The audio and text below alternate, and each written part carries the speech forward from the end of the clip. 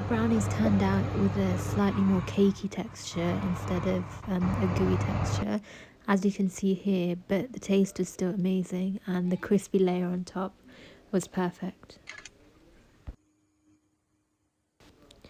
The ingredients that I used are butter, flour, cocoa powder, sugar, eggs, and finely chopped chocolate.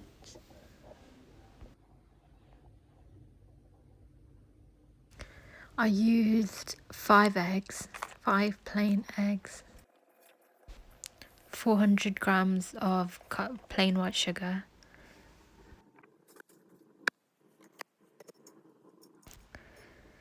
70 grams of sieved cocoa powder with 110 grams of flour, plain white flour. I weighed out 250 grams of butter and added this to the chocolate.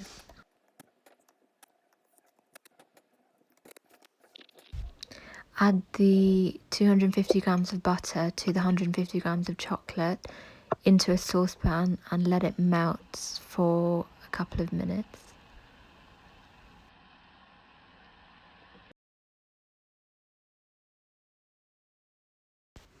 I then added 5 eggs to the 400 grams of white sugar, and I whisked in between adding each of the eggs. Add the butter and chocolate melted mix from the saucepan into the egg and sugar mix. Then add the plain flour and cocoa powder into the mix. As you can see, it's not enough in my opinion. There should be 150 grams of plain flour and 150 grams of cocoa powder and 350 grams of roughly chopped chocolate. As you'll see, the batter is quite a runny consistency and quite light and less thick than it should be. What I would do differently is add 150 grams of plain flour and 150 grams of cocoa powder if I'm adding 400 grams of sugar and 5 eggs.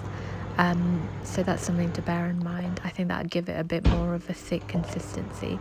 Nonetheless, it turned out amazing.